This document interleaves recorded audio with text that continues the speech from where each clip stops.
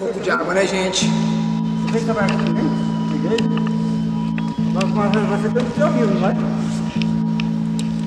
Tá bom. Nervoso, Joaquim? Sempre, né? Toda entrevista é uma entrevista única, né? Um contexto único, imprevisível, né?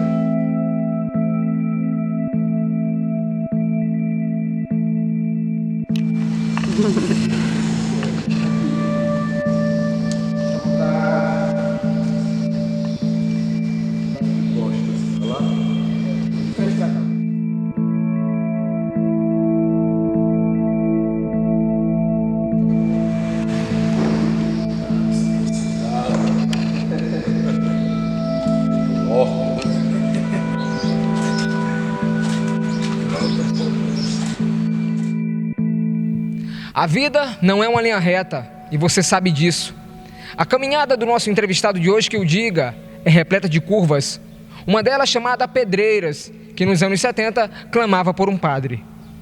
Aqui criou laços profundos, nunca se foi por inteiro e agora retorna em razão do jubileu de ouro de sua ordenação sacerdotal. Vocação adubada desde a infância, quando vestido no chambre de sua avó, reproduzia a liturgia da igreja. A decisão pelo sacerdócio seria tomada aos 14 anos. O pedreirense entrevista agora Dom Jacinto Brito, arcebispo de Teresina, numa prosa regada a memórias e pontos delicados para a Igreja Católica Apostólica Romana. Confira.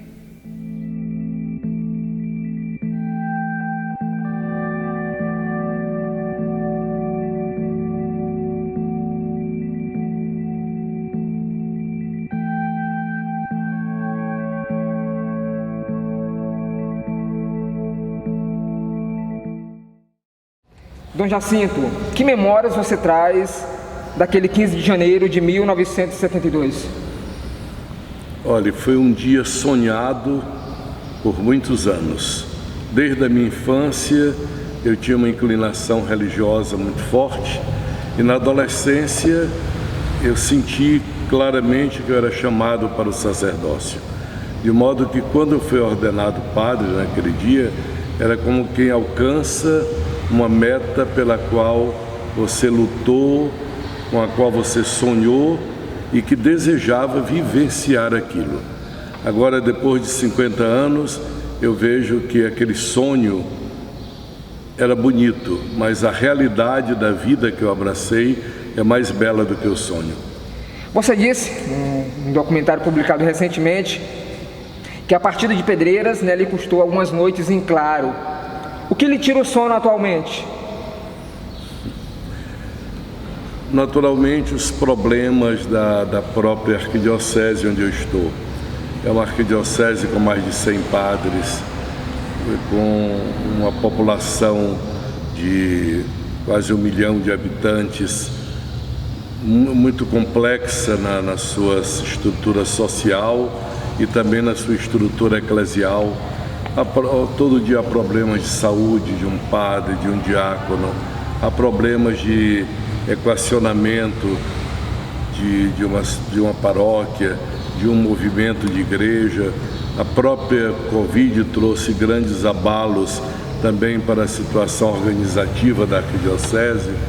Então essas coisas, mas tirar o sono no sentido de perder o sono não lhe diria. Naquela época sim. A saudade, os nervos estavam muito abalados. Foi mais difícil sair de Pedreiras do que sair da minha casa paterna quando eu tinha 15 anos de idade. Mas hoje a gente vai amadurecendo e aprende a colocar nas mãos de Deus essas coisas, procurar amigos e pessoas competentes para ajudar. De modo que me preocupa, mas não me tira-se o sono, graças a Deus. No contexto da igreja como um corpo amplo, quais eram os desafios da igreja em 1972?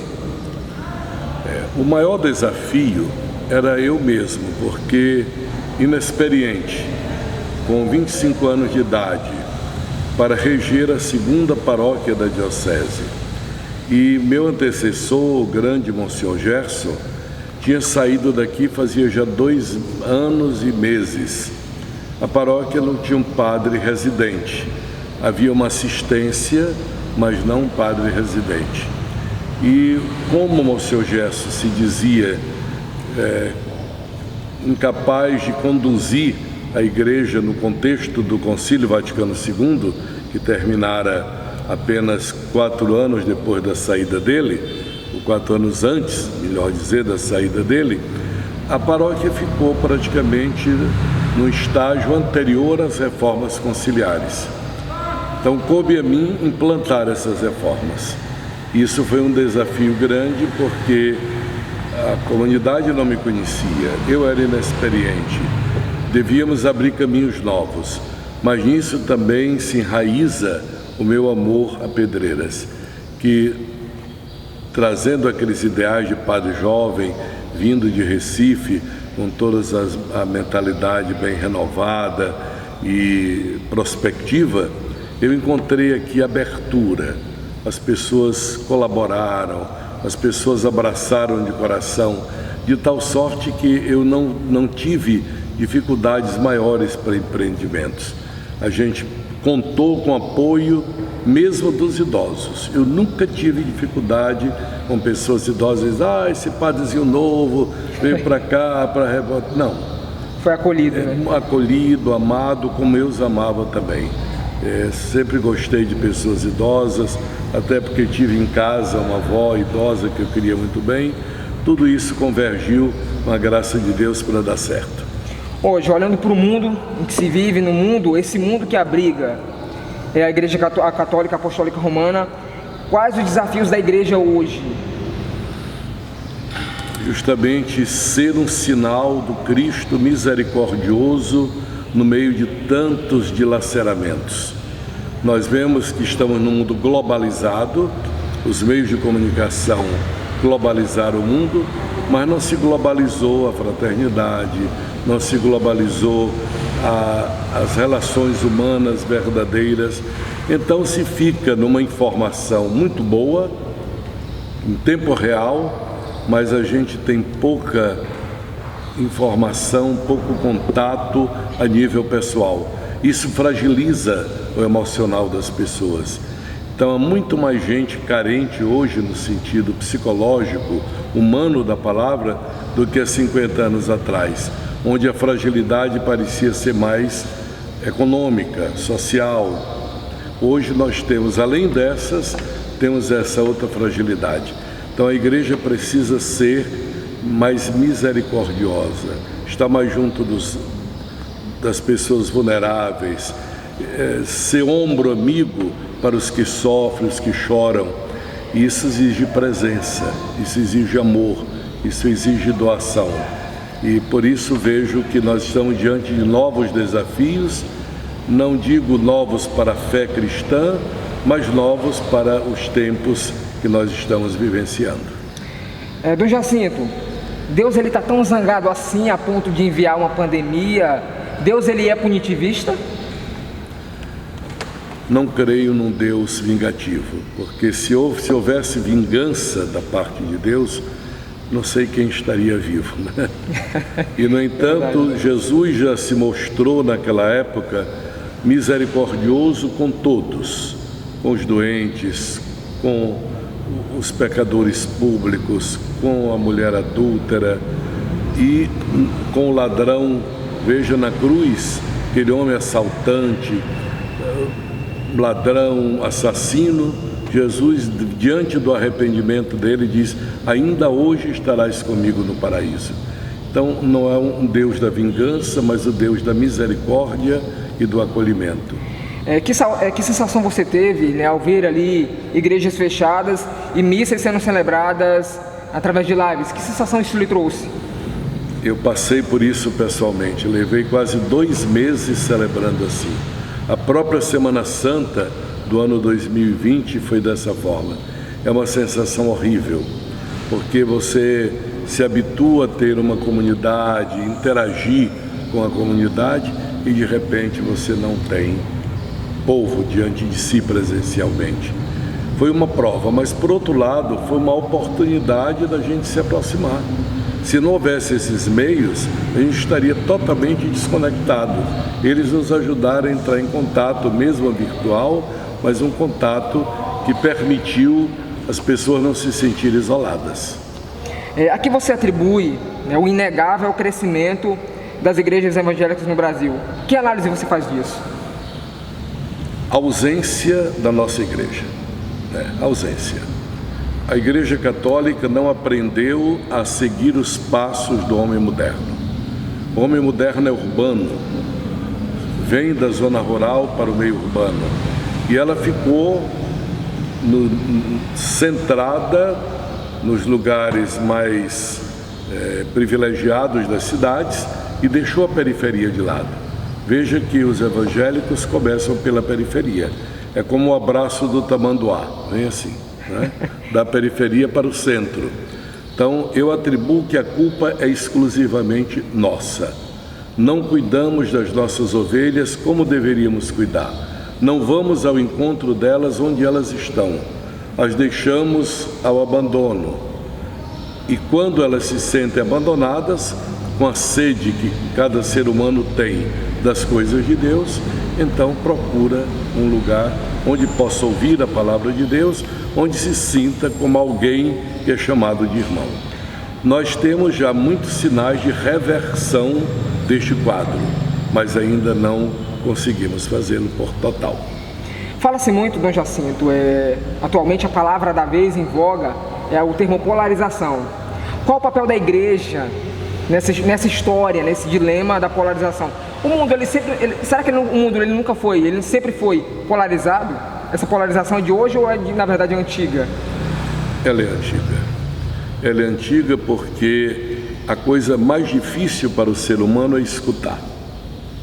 Tanto assim que a lei de Deus diz: inclina teu coração, ouve a palavra de Deus, né? Ouve, escuta, ó Israel. Nós, antes de escutarmos, já queremos falar.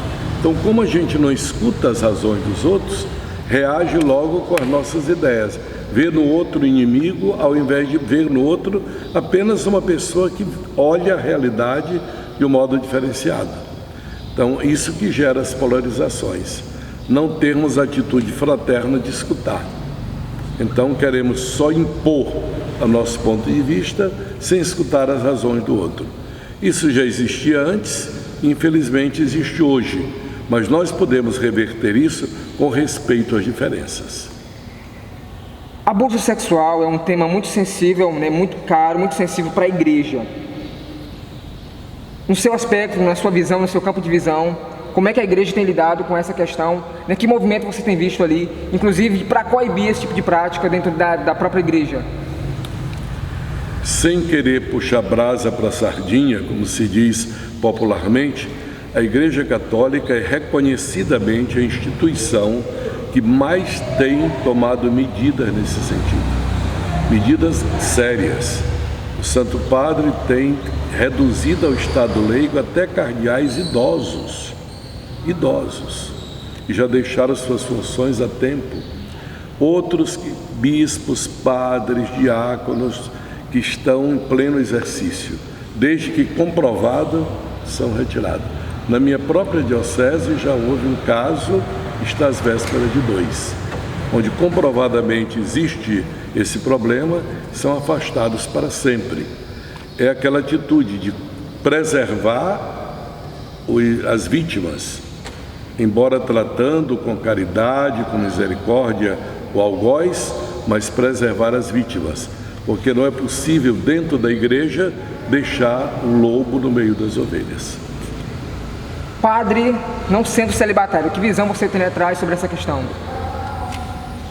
A igreja teve e tem padres não celibatários. No Oriente, sempre houve ininterruptamente padres celibatários e padres casados. No Ocidente, do ano 1000 para cá, a igreja passou a selecionar somente entre os celibatários. Mas tem havido nobres exceções. Por exemplo, o Papa Pio XII, depois da Segunda Guerra Mundial, ordenou padres, vários pastores evangélicos que se tornaram católicos. E eles ficaram com suas famílias, seus filhos e continuaram a vida sacerdotal. O Papa Bento XVI, recentemente, quando tantos padres e bispos anglicanos saíram da igreja anglicana e quiseram estar em comunhão com o Papa, ele também mandou ordená-los sacerdotes, eles continuarem em suas paróquias, com suas esposas, com seus filhos, com sua família. Quer dizer, porque o matrimônio não se opõe ao ministério sacerdotal. Então é possível que a igreja possa mudar essa disciplina sem causar nenhum problema. Olhando para essa caminhada, né, de 50 anos, uma caminhada cheia de curvas, inclusive destaco isso na introdução dessa entrevista, qual a grande lição que você traz? Primeiramente, que a gente não deve percorrer esse caminho com ideias fixas, mas se abandonar nas mãos de Deus e deixar que Ele conduza. O que não quer dizer indiferentismo, quer dizer confiança. Saber que Ele conduz as coisas, se entregar nas mãos dEle para se deixar conduzir. Porque cada dia é uma experiência diferente. A imagem que eu tinha de padre quando entrei no seminário era uma. Durante o seminário já se tornou outra. Nos meus anos aqui em Pedreiras, ela já se transformou e hoje eu estou praticamente na 4ª imagem de padre. E sou o mesmo padre, com o mesmo gosto, o mesmo amor. O grande Dom Helder Câmara dizia assim: eu precisei mudar muitas vezes para continuar fiel. Às vezes nós precisamos nos adaptar a uma realidade para continuar fiel ao bom propósito e ao ideal que se tem. Mas eu vejo o mundo e a igreja de hoje com muita esperança, com muita esperança. Não sou daqueles que dizem assim: eu estou com 74 anos, meus tempos. Não, eu acho que em quase tudo nós estamos em tempos melhores, em tempos melhores. É isso, gente, tempos melhores. Com essas palavras a gente encerra a nossa parte de indagações dessa entrevista. Primeiro, antes de qualquer coisa, agradecer ao Dom Jacinto por essa oportunidade, pelas explanações, pelas lições que nos traz nessa entrevista. Agora fica então espaço para que você possa se dedicar e se voltar, especialmente para os pedreirenses que conhecem bem parte da sua trajetória. Praticamente a metade da minha vida de padre eu vivi aqui. Isso me marcou profundamente. Eu gosto de usar a expressão: é meu primeiro amor. E por isso mesmo volto aqui com o coração dilatado, me sinto em casa, embora não tenha mais nenhuma função e nem deva ter. Respeite tudo aquilo que está aqui na paróquia e vejo quanta coisa boa tem se feito após minha saída, verdadeiramente na cidade e no interior. Mas volto aqui como quem está em casa, me sinto muito bem acolhido pelos padres. O Padre Geraldo tem sido de uma fraternidade especial. Eu me sinto inteiramente à vontade com ele, com a paróquia, porque sei do apoio que ele dá, da abertura que ele tem, como o bispo Dom Armando, da mesma forma. De modo que celebrar estes 50 anos aqui é celebrar com um povo com quem caminhei e com quem mantenho laços de amizade. Como é gratificante cada dia, desde o dia 4 até ontem e hoje já pela manhã, encontrar nas celebrações, nas entrevistas pessoais, nos momentos de confraternização, pessoas que fizeram parte da minha caminhada, ou os filhos e netos dessas pessoas. É muito bonito, é algo que fortalece o coração da gente e confirma que, de fato, ser padre é o caminho que Deus escolheu para mim. E agradeço a Ele que me deu a graça de perseverar. E essa perseverança, naturalmente, é sustentada pelo testemunho dos leigos, dos amigos, pelo testemunho do engajamento cristão de tantas pessoas e, sobretudo, da oração de milhares de pessoas que oram por mim. Então, estou muito feliz de celebrar meu jubileu de ouro sacerdotal aqui e tenho sentido a cada passo essa cumplicidade, essa comunhão e essa vibração conjunta. Por isso lhes digo muito obrigado de coração, que Deus lhes recompense por tanta bondade e peço suas orações para que Deus me sustente a vida inteira no seu santo serviço. Obrigado a você, leitor e leitor do portal Pedreirense.